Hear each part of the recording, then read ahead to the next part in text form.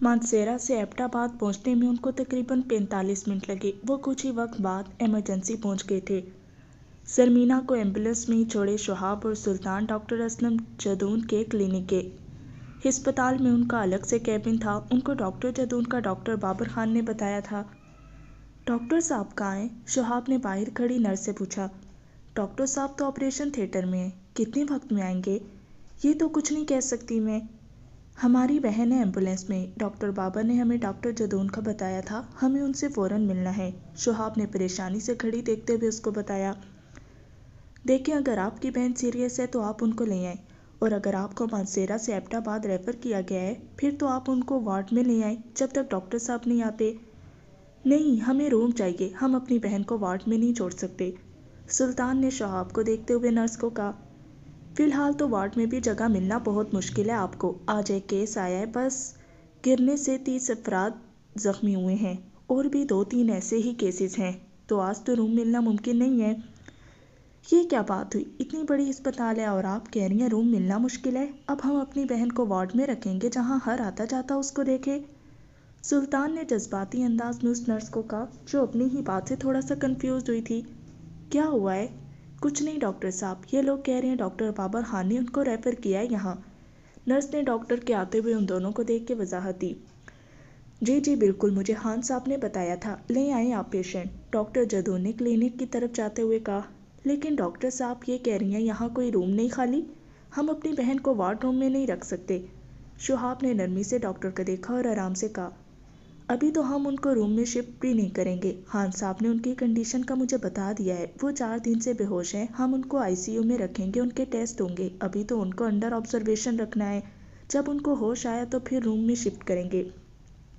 जी doctor साहब, बहुत बेहतर। अभी आप उनको लेके आएँ जिस हिसाब से खान साहब ने मुझे बताया है। हमसे ना हो सका तो हम उनको पिंडी रेफ़र कर देंगे। डॉक्टर साहब की इस बात पे सुल्तान ने शहाब को देखा, जिसका दिल शायद उससे ज़्यादा डरा हुआ था, उससे ज़्यादा काँप रहा था। क्या मतलब मौलवी साहब, क्या मैं अल्लाह से मोहब्बत नहीं करता? उसने बहुत हैरत से खाली आंखों से मौलवी साहब की तरफ देखा। वो कैसे नहीं करता अल्लाह से मोहब्बत? 5 वक्त की नमाज पढ़ता है, कुरान पाक की तिलावत करता है, उसके बंदों से हुस्न सलूक से पेश आता है, झूठ नहीं बोलता, धोखा नहीं करता, किसी की दिल आज़ारी नहीं करता। फिर वो कैसे अल्लाह से मोहब्बत नहीं करता? उसने मौलवी साहब को देखते हुए अपने दिल में कहा। ये सवाल तुम अपने आप से करो वजदान, क्या तुम अल्लाह से इतनी ही मोहब्बत करते हो जितनी उस लड़की से? आज पहली बार ऐसा हुआ था। मौलवी साहब ने डायरेक्ट उससे लड़की का हवाला दे के पूछा था। वो हमेशा ढके छुपे अल्फाज में एक दूसरे से गुफ्तगू करते थे, मगर आज मौलवी साहब ने कोई लिहाज नहीं रखा था। उससे मुंह पे पूछ लिया। मौलवी साहब की इस बात पे उसने एक बार फिर उनको देखा। उसको समझ नहीं आया मौलवी साहब उसको क्या कह रहे हैं, उसको ऐसा क्यों कह रहे हैं। वजदान, पूछ रहा हूँ मैं कुछ। मौलवी साहब ने उसकी खाली आंखों में देखते हुए एक बार फिर अपनी बात दोहराई। मौलवी साहब, मुझे समझ नहीं आ रही आप क्या पूछना चाहते हैं। पुत्र, मैं ये पूछ रहा हूँ, जितनी मोहब्बत तुम मुझसे करते हो क्या अल्लाह से भी इतनी ही करते हो? क्या अल्लाह की मोहब्बत भी तुम ऐसे ही शिद्दत से करते हो? क्या कभी तुम अल्लाह की मोहब्बत में ऐसे रोए हो? क्या कभी अल्लाह की मोहब्बत में तुम जोगी बन के मस्जिद में बैठे हो? क्या कभी अल्लाह की मोहब्बत में तुमने अल्लाह को ही मांगा है? क्या अल्लाह की मोहब्बत में तुम रात भर जागे हो? मौलवी साहब उससे पूछते गए और वो उनको बगैर पलक झपके देखता रहा। उसने अपनी आंखें बंद की। उसको कभी एक लम्हा भी ऐसा नहीं याद जब वो अल्लाह की मोहब्बत में रोया हो, जब वो अल्लाह की मोहब्बत में रात रात भर जागा हो, जब उसने अल्लाह की खुशी के लिए अपनी नींद कुर्बान की हो, उनकी हम्दो सना की हो, उसने अल्लाह से अल्लाह को ही मांगा हो। उसके दिल में नदामत आने लगी, आंखों में नमी आई, होंठों पे एक मुकम्मल खामोशी छा गई। खामोश क्यों हो गए वजी? कोई जवाब नहीं है तुम्हारे पास? मौलवी साहब ने उसका झुका सर, कांपते होंठ देख लिए थे। उनको अपना जवाब मिल गया था। वजी, जब तुम महबूब से ज़्यादा किसी को चाहोगे तो उससे किस मुंह से कुछ मांगोगे? मौलवी साहब ने उसके दिल पे दूसरा वार किया। उसको बहुत गौर से देखा, जो अब भी नजरें झुकाए बैठा था। वजी, तुम मुझे बताओ, तुम्हें अगर किसी से कुछ चाहिए हो, तुम्हें पता हो उसके सिवा कोई तुम्हें वो चीज़ नहीं दे सकता, और तुम उससे मोहब्बत ही ना करो, तो तुम्हें क्या लगता है वो तुम्हें वो चीज़ देगा? वजी, तो वो तो रब कायनात है, पूरी कायनात का रब, जिसने ये पूरी दुनिया बनाई है, जिसने हमें क्या कुछ नहीं दिया, जिसकी एक एक सांस का हम शुक्र नहीं अदा कर सकते। वो हमसे बदले में क्या मांगता है? फ़कत मोहब्बत, اور ہم کیا کرتے ہیں وجہ اس کی محبت اس کی مخلوق کے ایک بندے کو وقف کر دیتے ہیں اور پھر اس سے محبت مانگتے ہیں۔ وجہ ایک بات یاد رکھو، اللہ رب العزت اپنی محبت میں شراکت کبھی بھی برداشت نہیں کرتا۔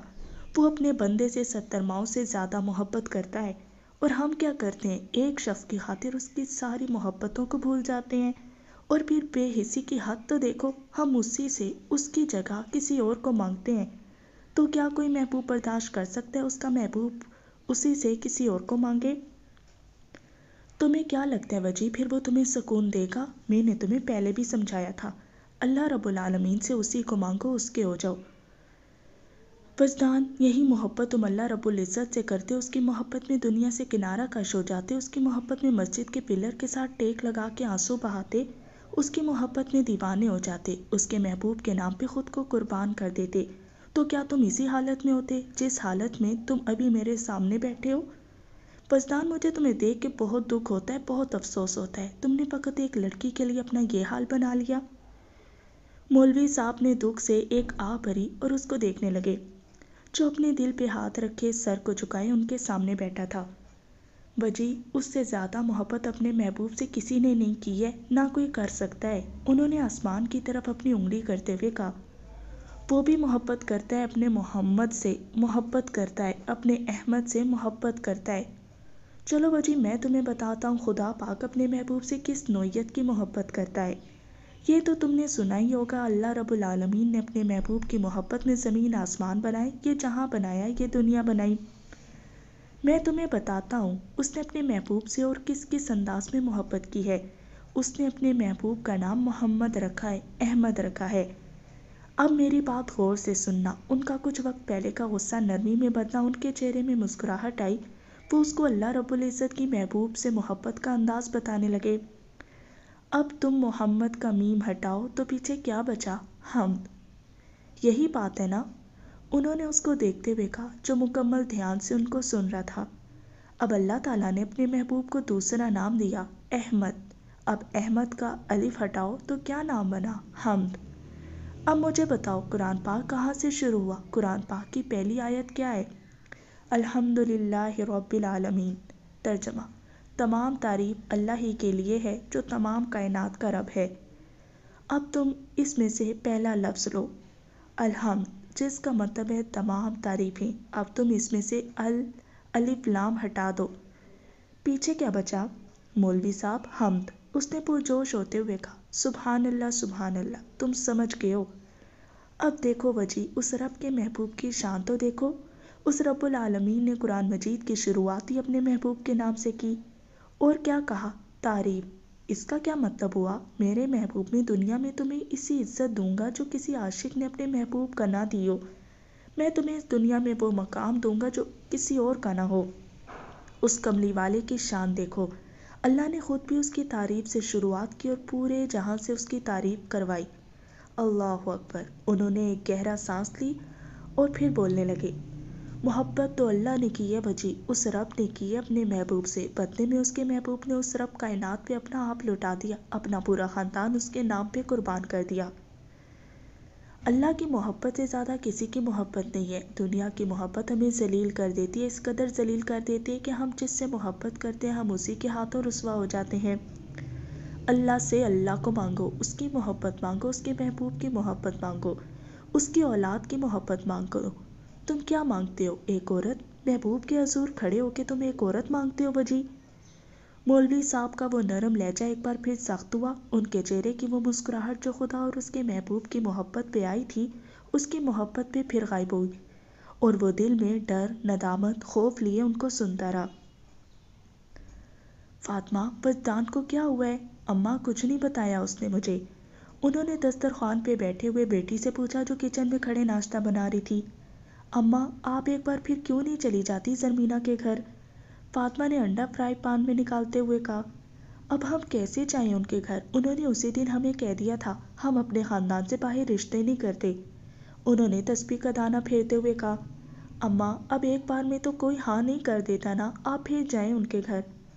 فاطمہ، بجی کی حالت تم سے اگر نہیں دیکھی جاتی، میں تو پھر ایک ماں ہوں، میرا گلاب کی طرح کھلتا بچہ بالکل مر گیا ہے، اس کے چہرے پہ مسکراہٹ دیکھنے کو میں ترس گئی ہوں، उन्होंने अपनी आंखों से आंसू साफ करते हुए कहा, अम्मा आप मेरे कहने पे एक बार फिर चली जाएं। अब वो किचन से निकल के माँ के पास आई थी, उनके पास बैठी।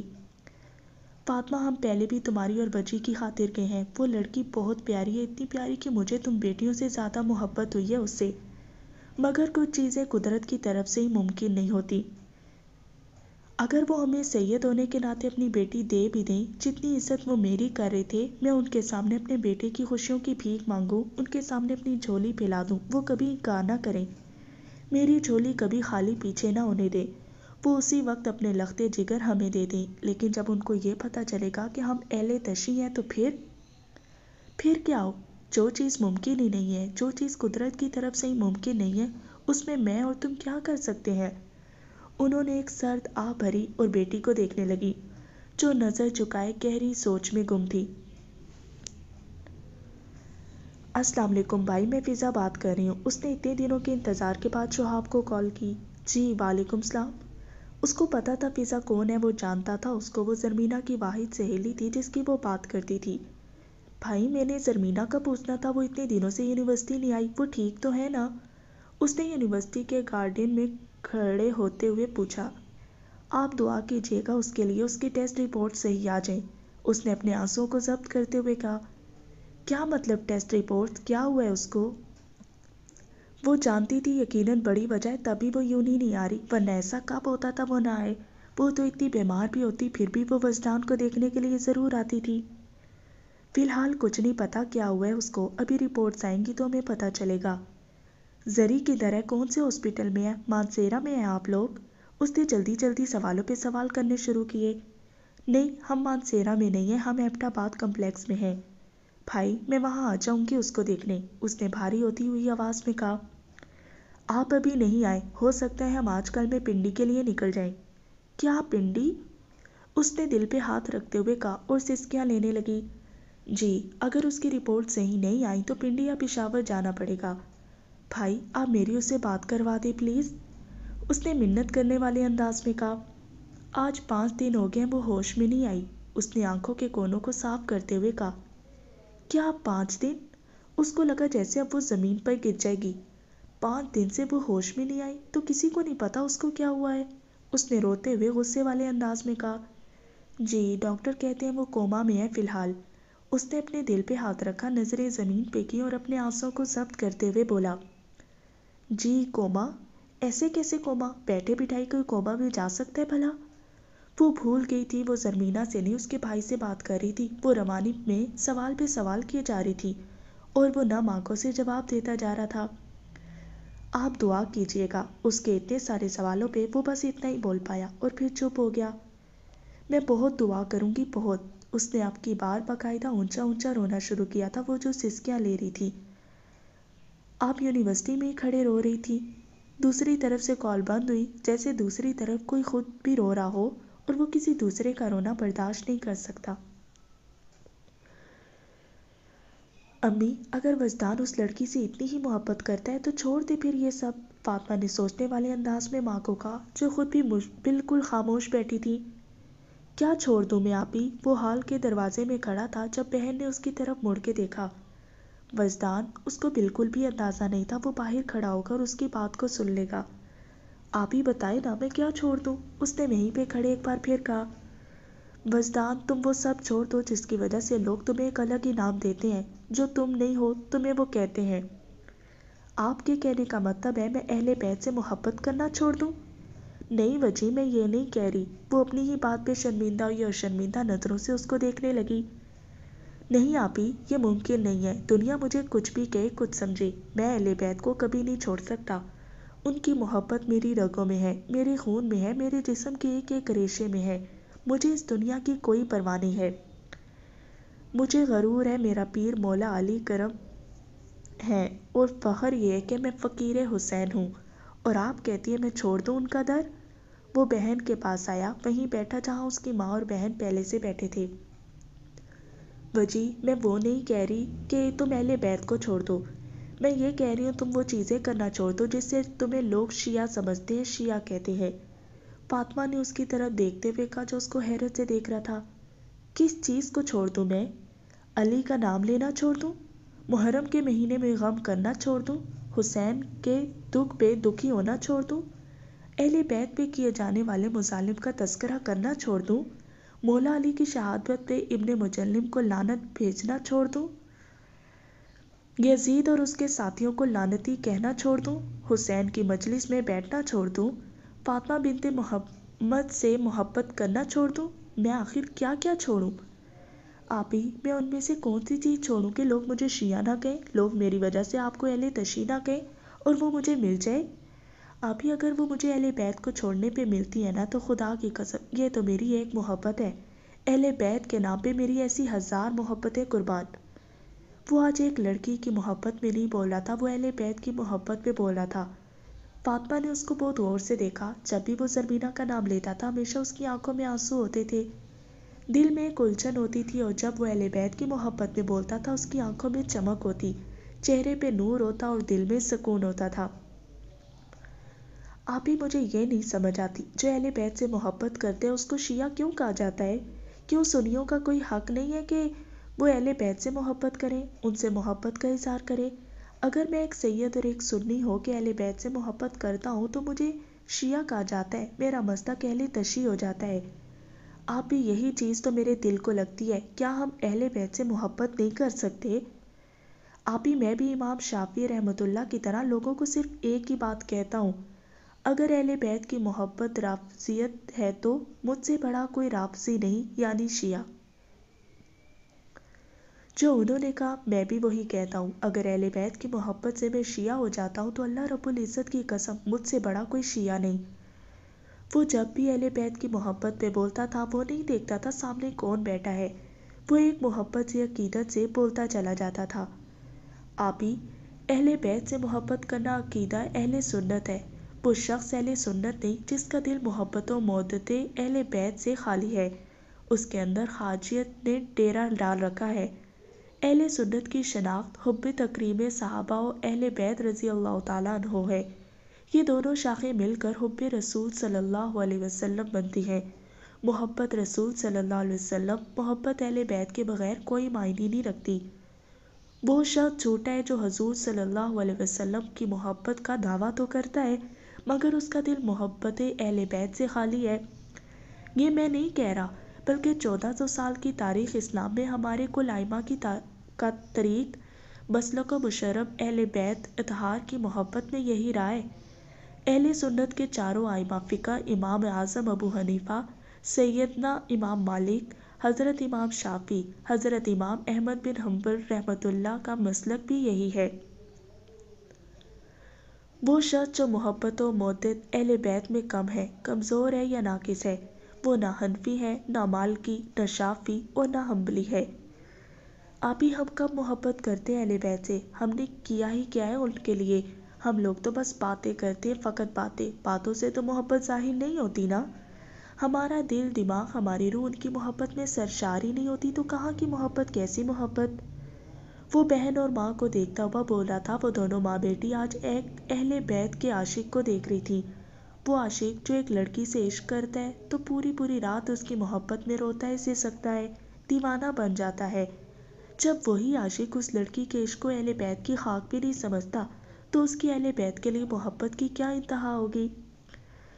آپ ہی ہم لوگوں نے اپنے اپنے فرقے بنا رکھے ہیں، ہر فرقہ جب تک اہل بیت سے محبت نہیں کرے گا، ان کی محبت میں مست ملنگ نہیں ہوگا تو وہ کبھی مسلمان ہو ہی نہیں سکتا، میں اس کو ایک مومن مان ہی نہیں سکتا۔ آپ ہی میں آپ کو سنی فرقہ کی زبانی اہل بیت کی محبت بتاتا ہوں، آج کل کے مجھ جیسے جاہل لوگوں کو پتہ ہی کیا ہے محبت کا۔ کوئی حسین ابن علی کا نام لے گا تو اس کو شیعہ کہا جائے گا۔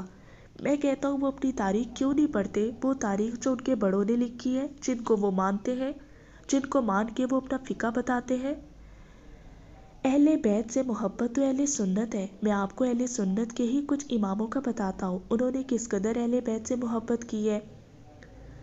حضرت عبداللہ بن مبارک روایت کرتے ہیں کہ امام ابو حنیفہ رحمۃ اللہ علیہ جب مدینہ گئے تو سیدنا امام محمد باقر رضی اللہ تعالیٰ عنہ کی خدمت میں حاضر ہو کر اپنی عقیدت کا اظہار کرتے ہوئے عرض کیا، آپ کی حرمت اور تعظیم و تکریم میرے اوپر اس طرح واجب ہے جس طرح صحابہ کرام پر تاجدار کائنات صلی اللہ علیہ وسلم کی تعظیم و تکریم واجب تھی۔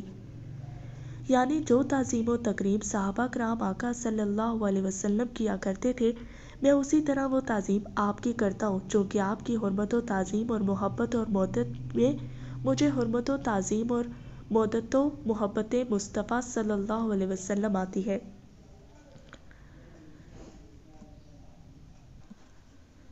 عزیز سیدنا امام اعظم رحمۃ اللہ علیہ کو درج ذیل ائمہ اہل بیت اطہار کے سامنے زانوئے تلمنتے کرنے کا اعزاز حاصل ہوا۔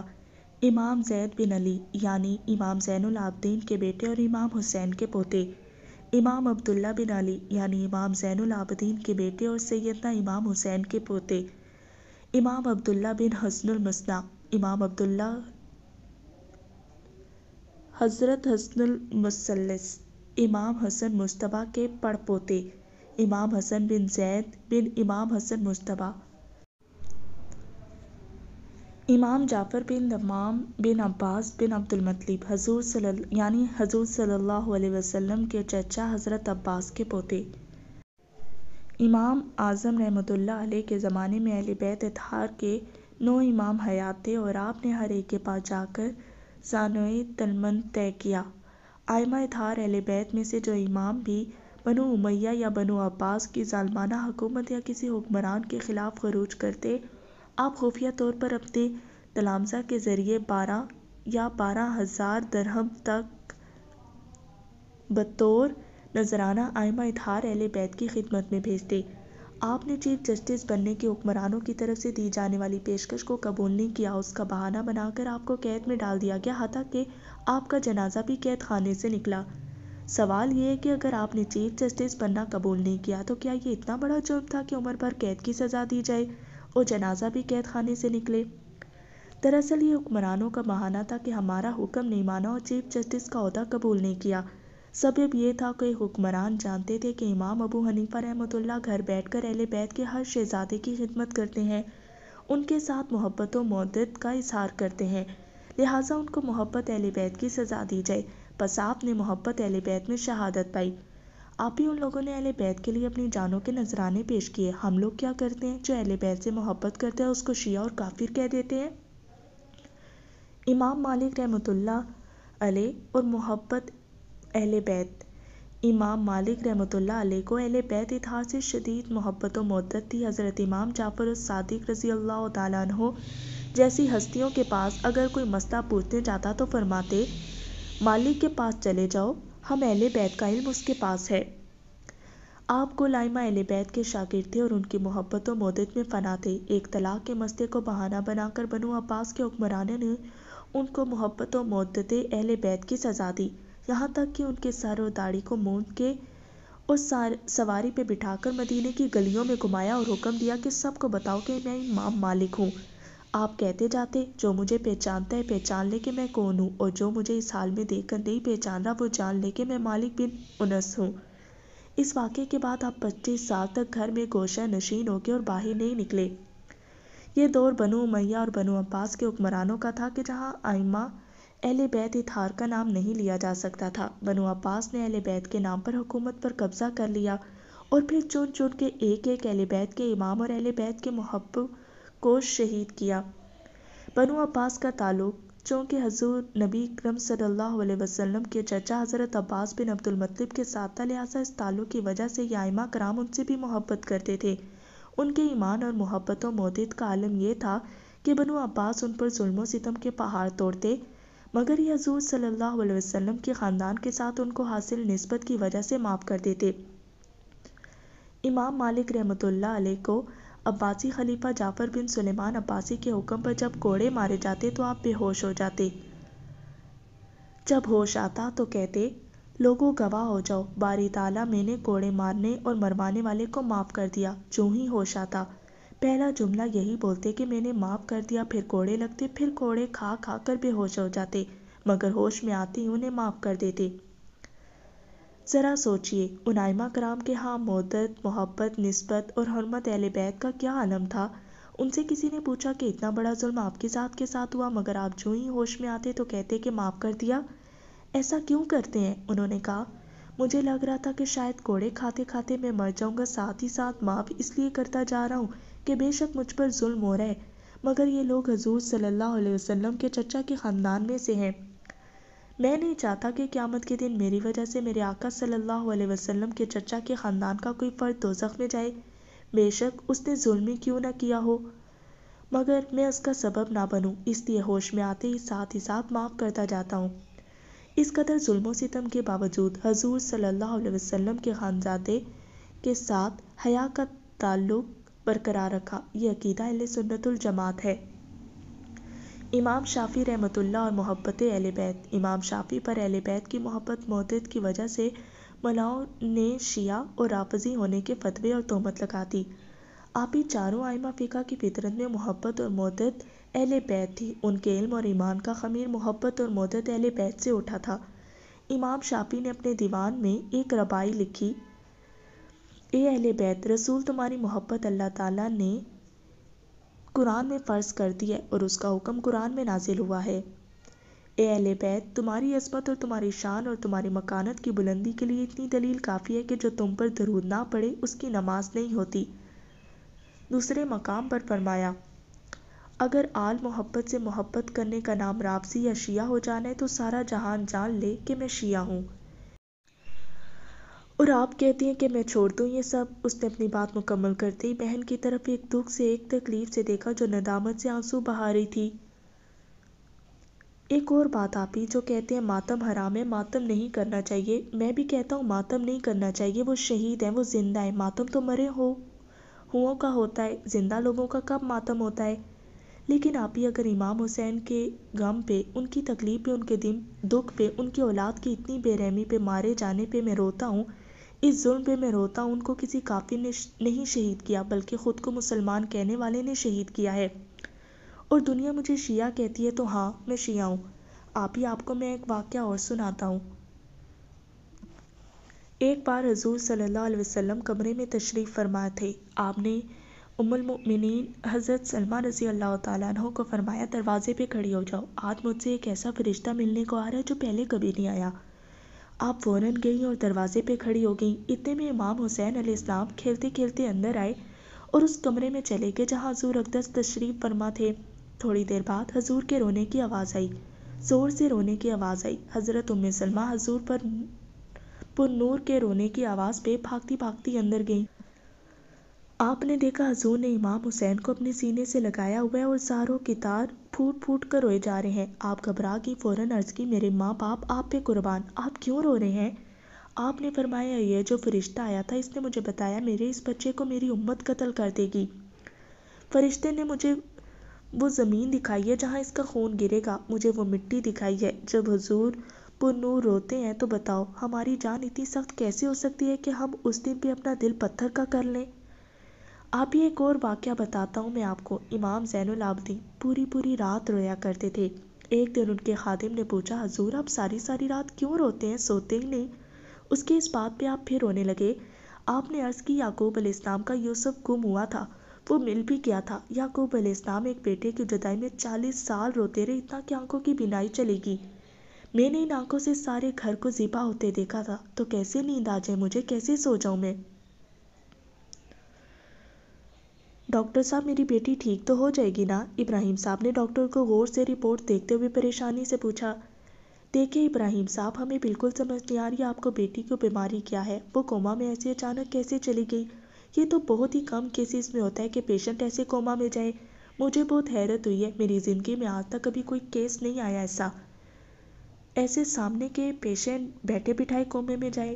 دوسرا مجھے یہ بھی اندیشہ ہے کہ آپ کی بیٹی کو گردوں کا مسئلہ ہے، اس کی ایک کڈنی بالکل نہیں کام کر رہی اور مجھے یہ لگتا ہے ہمیں آپریشن کر کے اس کڈنی کو نکالنا ہے، اور ہم کوما کی حالت میں آپریشن بھی نہیں کر سکتے، اور اگر ہم نے یہ کڈنی جلد از جلد نہ نکالی تو ہو سکتا ہے وہ ساتھ والی کڈنی کو بھی ڈیمیج کرے۔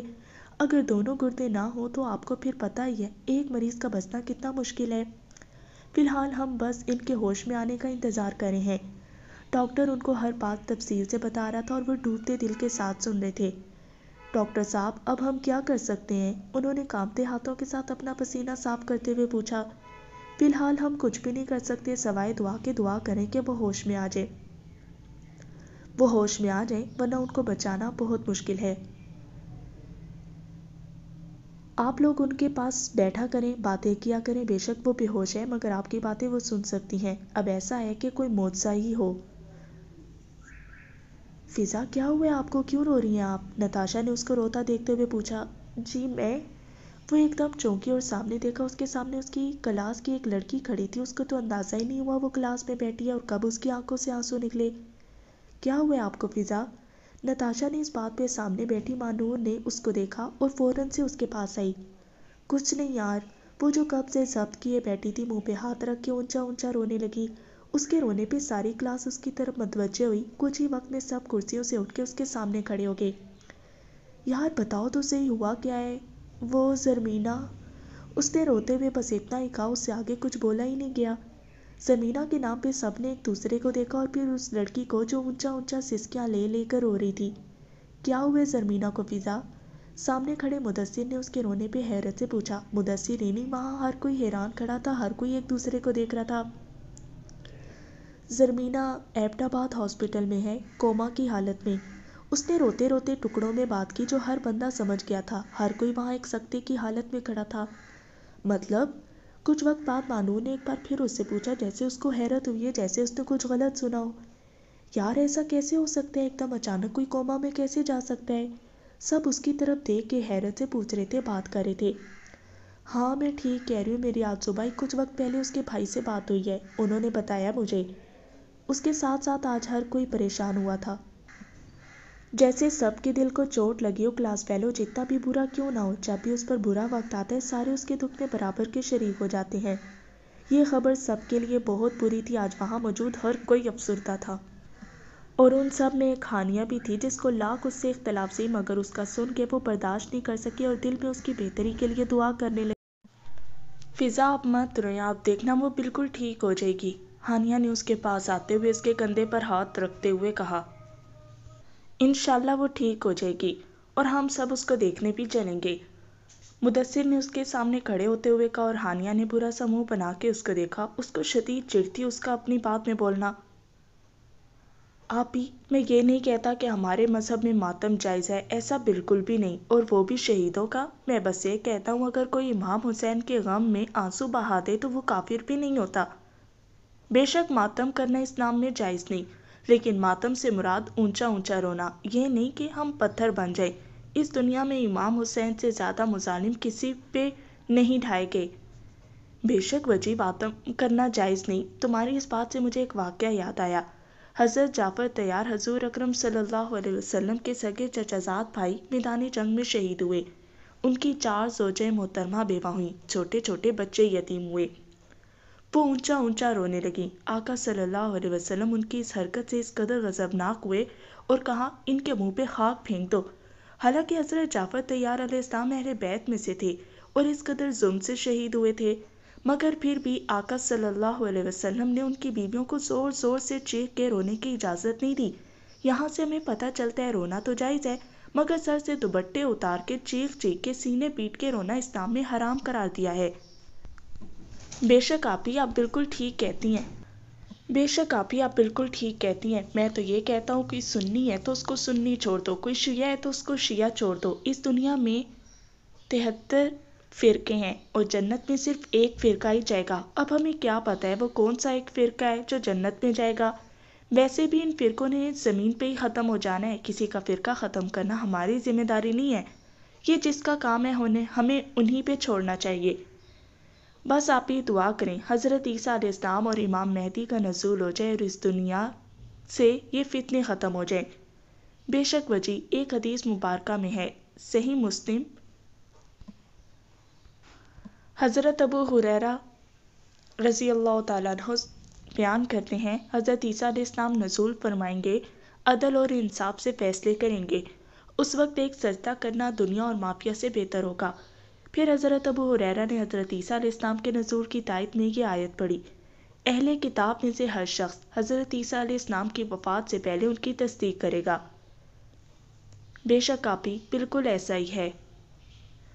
مجھے بہت دکھ ہوتا ہے، ہم اس نبی کی امت ہے جس نے کفار کو بھی کبھی بددعا نہیں دی، اور ہم سب مسلمانوں کے ایک دوسرے کو سلام بھی نہیں کرتے، ایک دوسرے پہ کافر ہونے کے فتوے لگا دیتے ہیں۔ مجھے نہیں سمجھ آتی، اگر ہم سب کافر ہی ہیں تو جنت میں کون ہوگا؟ جب ہر انسان اپنے اعمال کا خود ذمہ دار ہے تو ہم ہوتے کون ہیں اس کے اعمال میں بولنے والے؟ کیا آقا کو یہ سب دیکھ کے خوشی ہوتی ہوگی؟ ہم سمجھتے ہیں اہل بیت سے محبت کرنا شیعہ کا ہی کام ہے، ہم اپنی انا کو ایک طرف کیوں نہیں رکھ لیتے؟ کیا حضور کی اولاد ہماری کچھ نہیں لگتی؟ کیا ان سے بغض رکھ کے ہم اپنے ایمان کی تکمیل کر سکتے ہیں؟ فضا، آپ نے زرمینہ کی جلد سے تیابی کے لیے جو قرآن خوانی رکھوائی تھی وہ کس وقت ہے؟ ماہنور، میں تو سوچ رہی تھی کسی فری لیسن میں پڑھیں گے، مگر سارے ٹیچرز بھی اس میں شامل ہونا چاہتے ہیں جو ہمیں پڑھا رہے ہیں۔ یہ تو بہت اچھا ہو گیا ہے، ٹیچرز کی دعاؤں سے تو وہ بہت جلد سے تیاب ہو جائے گی۔ انشاءاللہ بالکل ایسا ہی ہے۔ اس نے نظریں جھکائے ہوئے اپنا رخ دوسری طرف موڑا جہاں سے اس کو ہانیہ کی آواز آئی تھی۔ فضا، اگر زرمینہ ٹھیک نہ ہوئی تو ہم سب اس کو دیکھنے ہاسپٹل چلے جائیں گے، یونی کے وین ہی ہائر کر لیں گے۔ ہانیہ آپ ٹھیک کہہ رہی ہیں، مگر ابھی یہ بھی تو نہیں پتا کہ زرمینہ کون سے اسپتال میں ہے اور ابھی وہ ایبٹ آباد میں ہے یا پنڈی میں۔ اس نے چہرے پہ سنجیدہ سے تاثرات لیے بولا۔ زرمینہ کی بیماری کی خبر کے بعد وہ ایک دفعہ بھی نہیں مسکرائی تھی، کسی نے اس کو ہنستے نہیں دیکھا تھا، وہ ہر وقت تسبیح ہاتھ میں لیے کچھ نہ کچھ پڑھتی رہتی تھی۔ زرمینہ کا علاج تو ڈاکٹرز ہیں، مگر فضا کا علاج صرف تم ہو زرمینہ گل، صرف تم۔ آ جاؤ کہ تمہاری فضا ٹھیک ہو جائے، دیکھو بہت بیمار ہے وہ، تمہارے بغیر وہ بہت بیمار ہے۔ وہ کرسی پہ بیٹھی آنکھوں کی نمی کو صاف کیا اور اس خالی کرسی کو دیکھنے لگی جس پہ وہ آج بھی کسی کو نہیں بیٹھنے دیتی تھی۔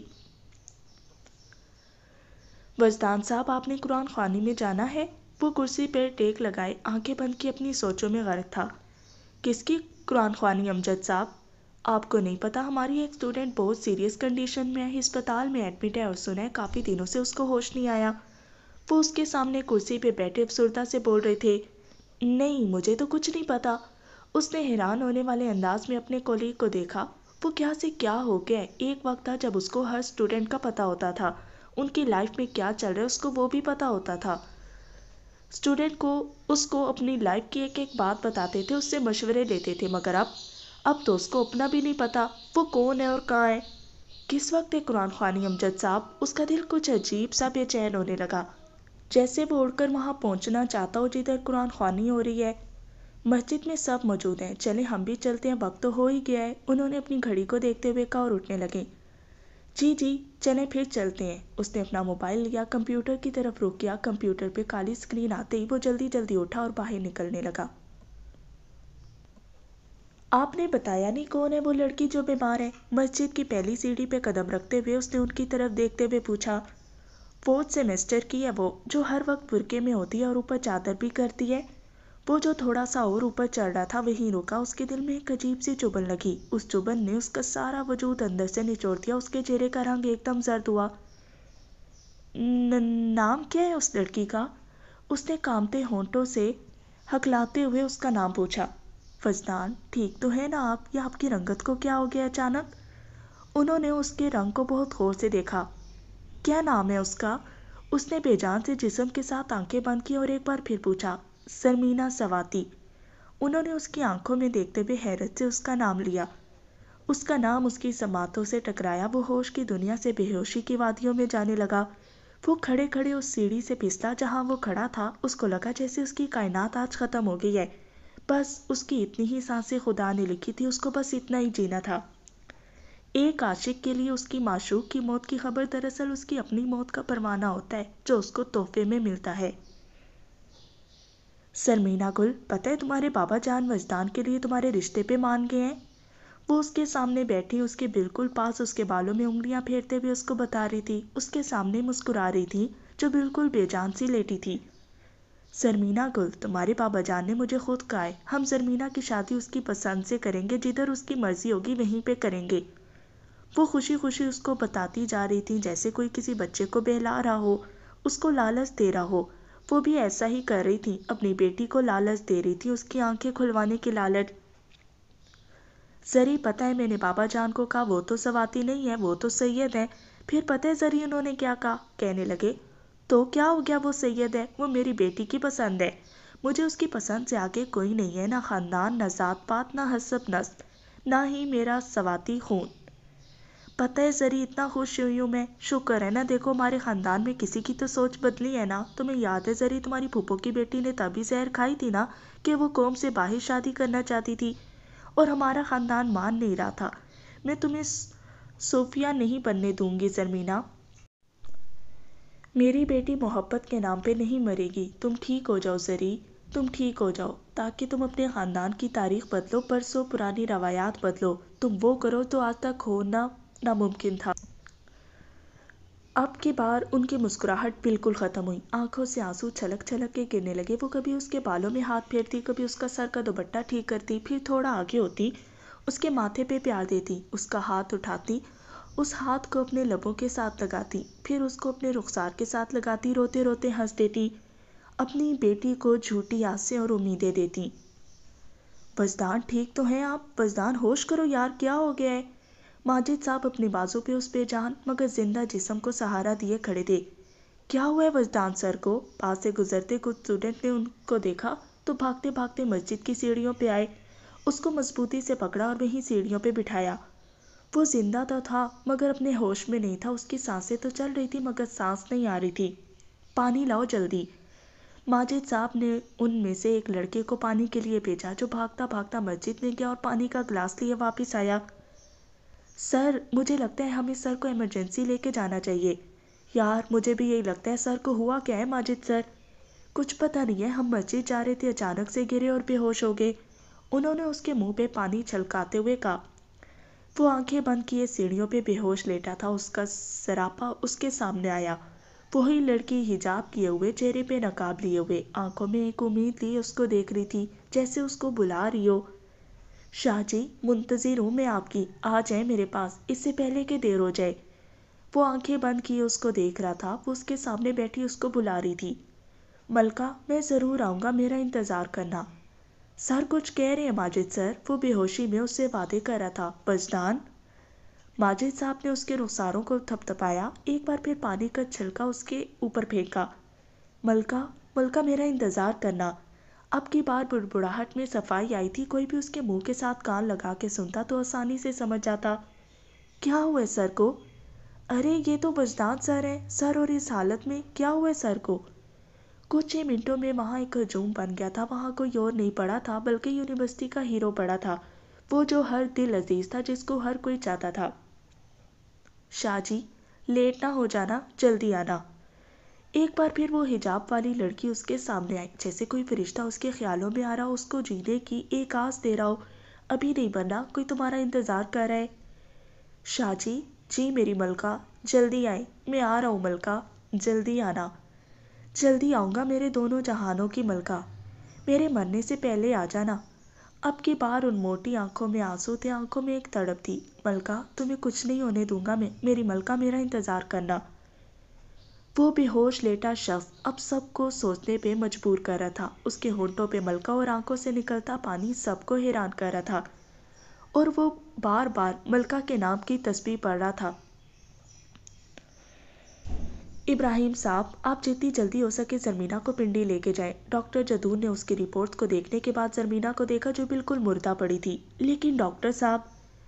ابراہیم صاحب، آپ کے پاس اتنا بھی وقت نہیں ہے کہ آپ اس لیکن کا جواب سننے میں ضائع کریں۔ آپ بچی کو فوراً لے کے جائیں، ایک منٹ بھی تاخیر نہ کریں۔ میری بیٹی ٹھیک تو ہو جائے گی نا ڈاکٹر صاحب؟ آپ کی بیٹی کا ایک گردہ بالکل فیل ہو گیا ہے، اب ہم کوما میں آپریشن نہیں کر سکتے، آپ بس دعا کریں کسی بھی طرح یہ ہوش میں آ جائیں۔ آپ کی بیٹی کو اب کوئی معجزہ ہی بچائے گا، دعا کریں۔ ڈاکٹر صاحب نے ابراہیم صاحب کے کندھے پہ ہاتھ رکھتے ہوئے کہا اور خود باہر چلے گئے۔ وہ جو باپ تھا، اس کے لیے ایک قدم بھی اٹھانا پل صراط کو پار کرنے کے مترادف تھا۔ ملکہ… وہ ایک زوردار چیخ لگاتے ہی ہوش کی دنیا میں آیا، اپنی آنکھیں کھولیں، اپنے سر کو ہاتھوں میں پکڑا، ادھر ادھر دیکھنے لگا جہاں پوری یونیورسٹی اس کی آنکھ کھلنے کے منتظر کھڑی تھی۔ وہ سب اس کو دیکھنے لگا، سب کے چہرے پہ ایک مسکراہٹ آئی، ان کے اٹھے ہوئے ہاتھ انہوں نے منہ پہ پھیرے اور شکر کا کلمہ پڑھا۔ سر آپ ٹھیک تو ہیں نا؟ اس کے پاس بیٹھے لڑکے نے اس سے پوچھا۔ بس اتنا ہی کہہ کر وہ مسجد کی سیڑھیاں چڑھنے لگا۔ مسجد میں جاتے ہی وہ وہیں رکا، وہاں اسٹوڈنٹ کا ایک ہجوم بیٹھا تھا، ان میں کچھ ٹیچرز بھی موجود تھے، سب نے دعا کے لیے ہاتھ اٹھائے ہوئے تھے، قرآن خوانی مکمل ہو چکی تھی، سب دعا کر رہے تھے۔ ان کے کچھ فاصلے پہ وہ کھڑا ہوا، وضو کیا، پھر ٹوپی پہنی اور نماز ادا کرنے لگا۔ اس نے 2 نفل حاجت کی نیت کی اور نماز شروع کی۔ نماز کے دوران ایک ایک لفظ پہ اس کی آنکھیں بھیگنے لگیں۔ سب نے اپنی دعا مکمل کی، آنکھیں کھولی تو سامنے کھڑے اس شخص کو دیکھا جو روتے روتے نماز پڑھ رہا تھا۔ آج سے پہلے کسی نے نماز کی ادائیگی نہیں دیکھی تھی۔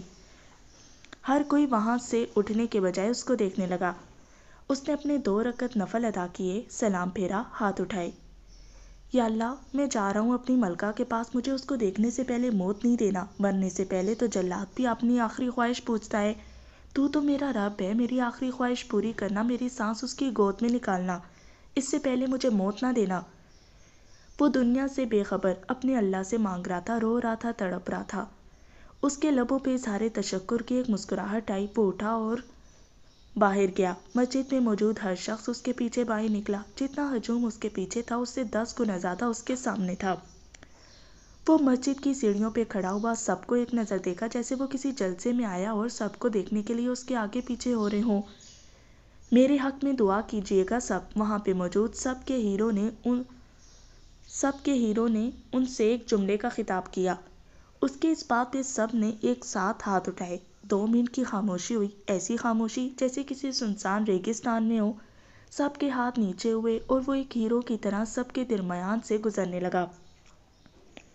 وہاں بس ایک کمی تھی، کسی کے ہاتھ میں پھول نہیں تھے، ورنہ ہر کوئی اس پہ پھولوں کی برسات کرتا۔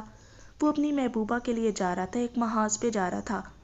جو لڑکیاں اس پہ جان دیتی تھی، اس کے سپنے دیکھتی تھی، اس کے ساتھ کسی اور لڑکی کو کھڑا ہوتا ہوا بھی برداشت نہیں کرتی تھی، آج وہ بھی اس کی محبت کی کامیابی کے لیے دعا کر رہی تھی۔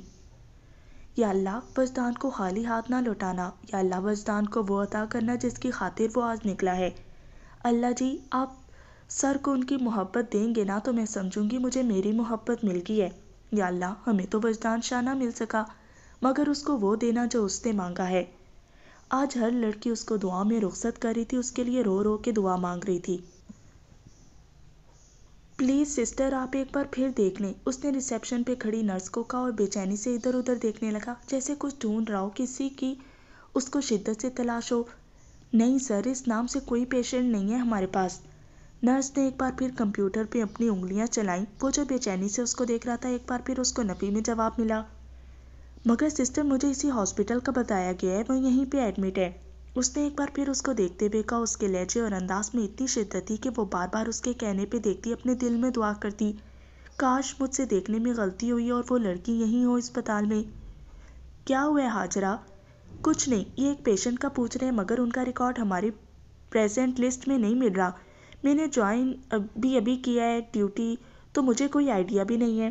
اس نے اپنی ساتھ والی نرس کو تفصیلاً بتایا، جو ہاتھ میں کچھ فائلز لیے ابھی وہاں پہنچی تھی۔ کیا نام ہے پیشنٹ کا؟ سرمینہ خان سواتی نام بتا رہے ہیں یہ۔ سرمینہ سواتی؟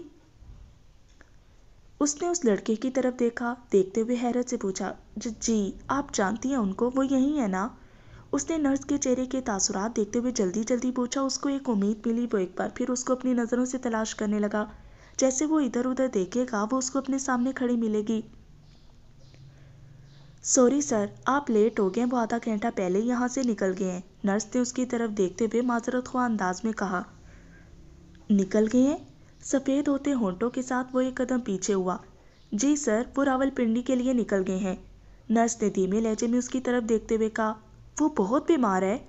اس نے وہیں کھڑے نظریں جھکائے ہوئے پوچھا، جیسے وہ اس کے ٹھیک ہونے کی خبر سننا چاہتا ہو، پنڈی تک جانے کا اپنا سفر آسان کرنا چاہتا ہو۔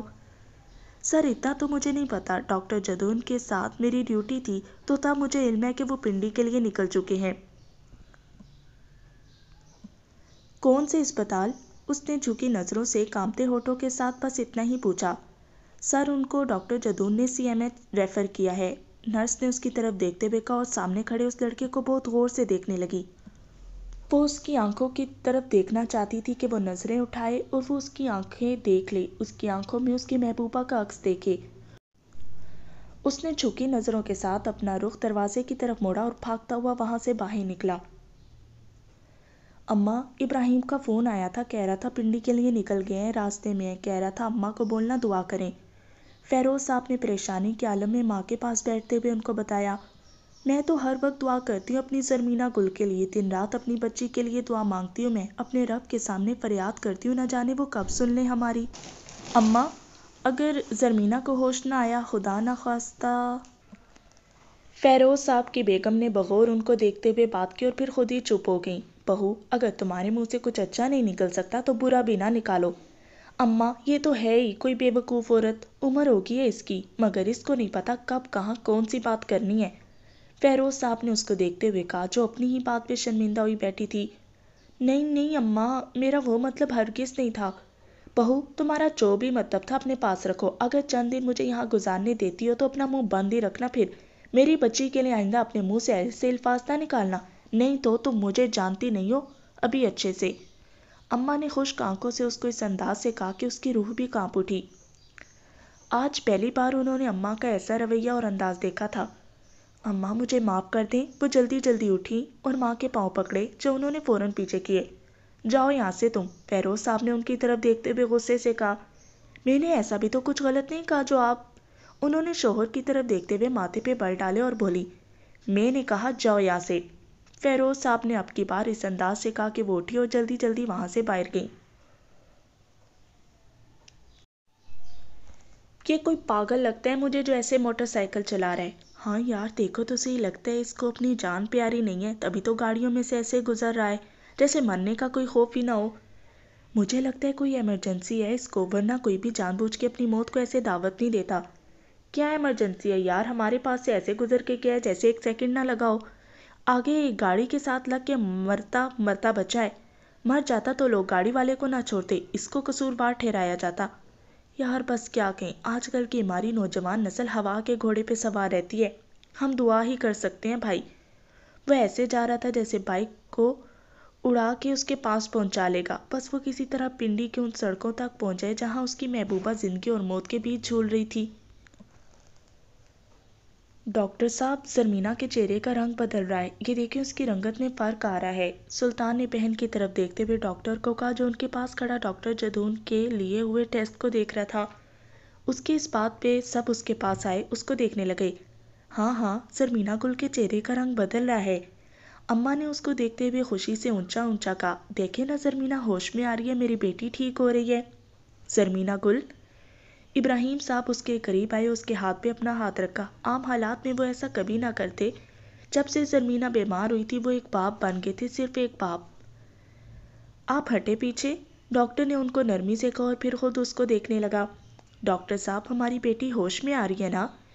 ابراہیم صاحب نے اس کو دیکھتے ہوئے کہا، جو چہرے کے بدلتے تاثر لیے آنکھیں بند کیے دنیا سے بے خبر سکون کی نیند سو رہی تھی۔ آپ پلیز کچھ وقت باہر انتظار کریں، ہم ان کے ٹیسٹ کر لیں پھر آپ کو بتائیں گے۔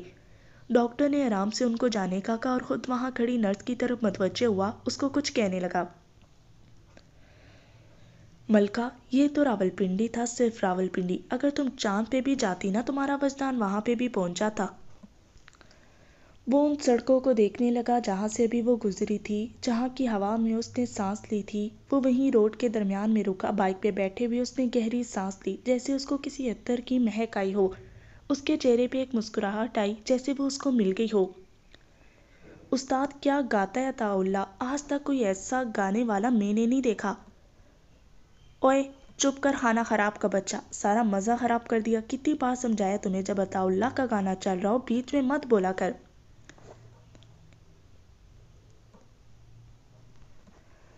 جگر تے ہاتھ رکھ کے اساں ڈھول جدا کیتا۔ وہ ٹرک چلاتے چلاتے عطا اللہ کے گانے خود گاتا، پھر ڈرائیونگ سیٹ پہ بیٹھے ہوتے ہی ان پہ جھومنے لگ جاتا۔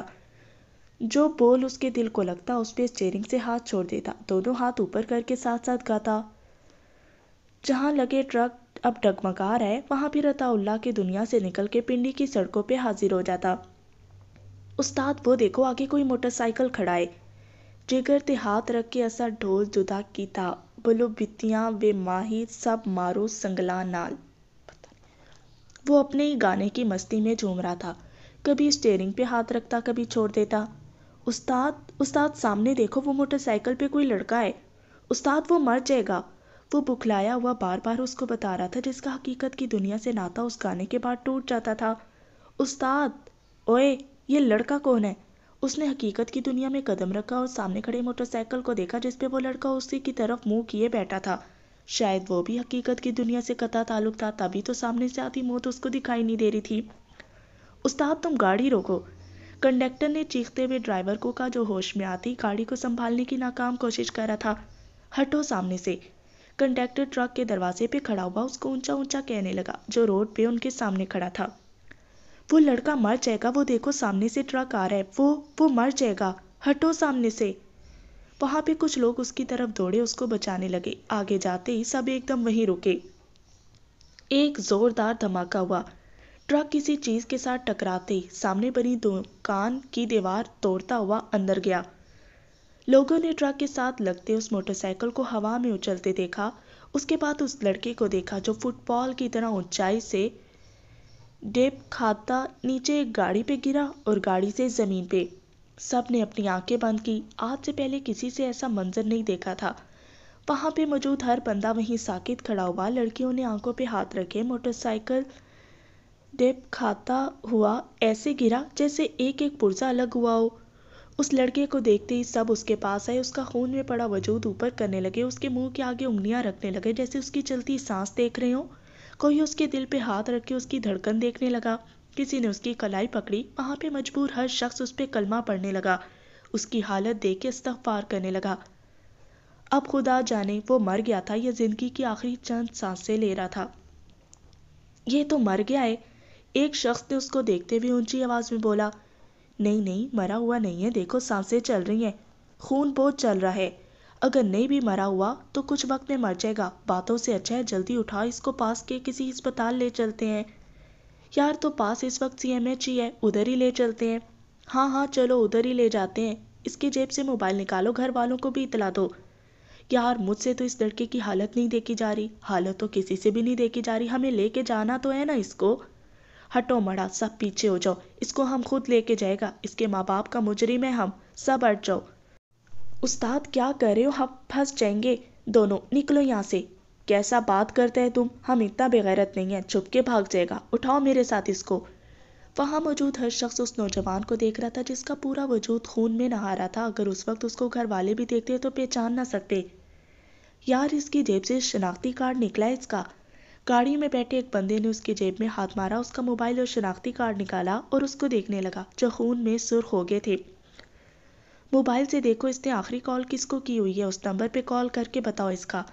وہاں موجود ایک مرد نے اس کے ہاتھ میں موبائل دیکھتے ہوئے کہا، نام کیا ہے بابو کا، شناختی کارڈ پہ لکھا ہوگا نام دیکھو۔ نور گل نے اس لڑکے کو دیکھتے ہوئے کہا جو موبائل ہاتھ میں لیے اس کے گھر کال کر رہا تھا، اس کا نام سید وجدان حسین شاہ ہے جی۔ اس نے خون صاف کرتے ہوئے آنکھوں کے قریب لے جا کے اٹکتے ہوئے اس کا نام پڑھا۔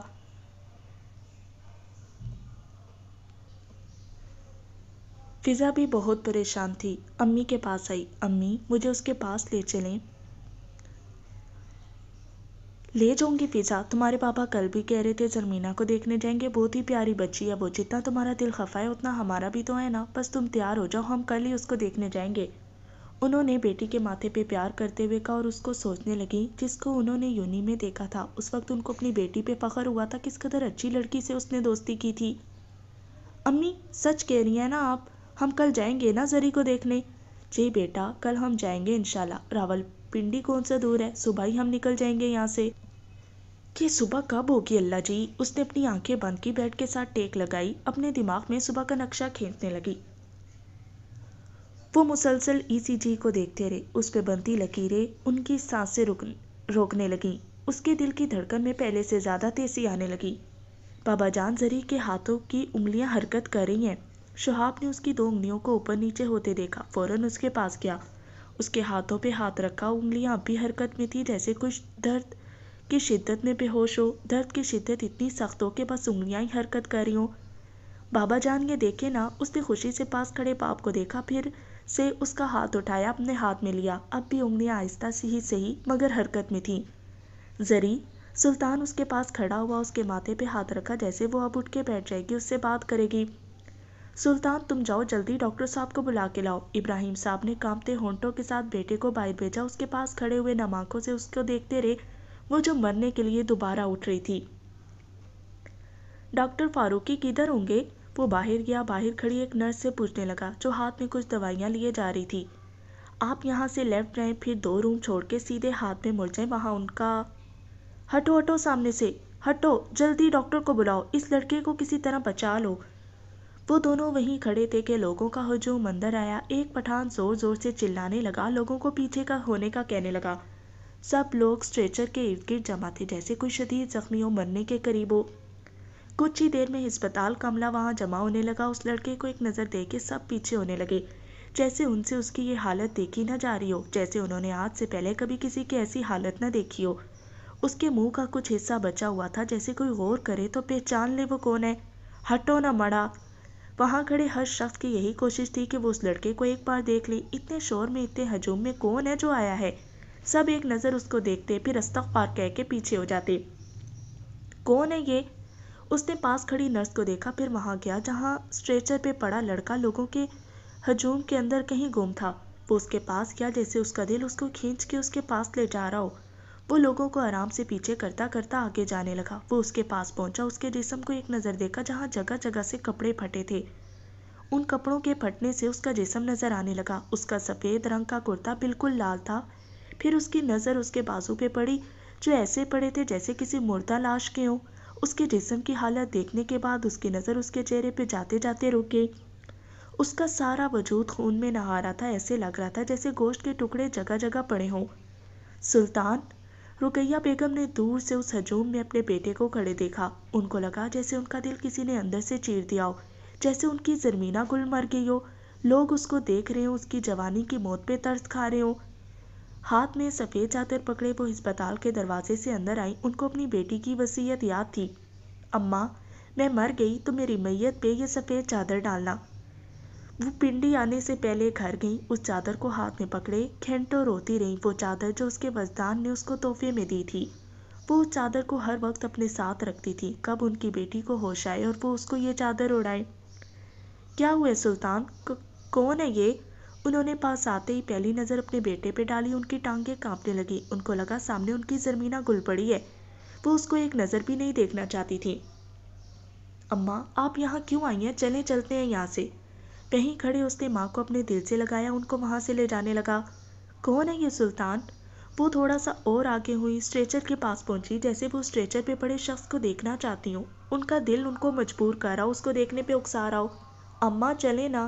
اس نے ماں کو بازو سے پکڑا، جو اس لڑکے کو ایسے دیکھنے لگی جیسے اس کے ساتھ ان کا کوئی بہت گہرا تعلق ہو، جیسے وہ اس لڑکے کو برسوں سے جانتی ہوں۔ باقی لوگوں کی طرح وہ خوفزدہ ہو کے پیچھے نہیں ہوئی، وہ اس کو ایک ماں کی نظر سے دیکھنے لگی۔ اماں! سلطان نے ماں کو دیکھتے ہوئے پھر ان کو ہاتھ پکڑا، ان کو پیچھے کرنے لگا۔ ماں کو پیچھے کرتے ہی اس کو نظر اس لڑکے کے چہرے پہ پڑی جس کو اس نے کہیں دیکھا ہوا تھا۔ اس نے ایک بار پھر اس کو دیکھا، اس کی آنکھوں کے سامنے وہ منظر گھوما۔ یہ میرے سر ہیں، وجدان شاہ۔ اس نے بہن کو پہلی دفعہ کسی غیر مرد کے ساتھ سڑک پہ کھڑا دیکھا تھا، وہ اس مرد کو کیسے بھول سکتا تھا؟ وجدان شاہ۔ اس کو دیکھتے ہی اس کے منہ سے بے اختیار اس کا نام نکلا۔ کیا کہا تم نے؟ ماں نے اس کی طرف دیکھا، ان کو لگا جیسے انہوں نے کچھ غلط سنا ہو، ان کے بیٹے نے کچھ اور کہا ہو۔ ان کے کانوں میں وجدان شاہ گونجا ہو۔ وہ سکتے کے عالم میں سامنے لیٹے شخص کو دیکھنے لگا، جس کے لیے اس کی بہن زندگی اور موت کے درمیان ایک درد میں، ایک اذیت میں پڑی تھی۔ یہ کون ہے سلطان؟ بولو نا۔ انہوں نے اس کے بازو کو پکڑ کے ہلایا، وہ ہلکا سا ان کی طرف مڑا۔ اماں! ماں کے غور سے دیکھتے ہوئے اس نے پھر سے اس لڑکے کی طرف دیکھا۔ اماں، یہ وجدان شاہ ہے۔ آنکھوں میں نمی لیے اس نے ماں کو بس اتنا ہی کہا۔ وہ ایک قدم پیچھے ہوئی، جیسے ابھی زمین پہ گر جائیں گی۔ ان کی بیٹی کی محبت ان کے سامنے تھی، وہ محبت جس کے لیے اس نے موت کو گلے لگا دیا تھا۔ وجدان! انہوں نے بیٹے کی طرف دیکھا، آنسوں کا سیلاب ان کی آنکھوں سے چھلکنے لگا۔ ایک بار پھر وہ آگے ہوئی، سامنے پڑے لڑکے کو دیکھنے لگی۔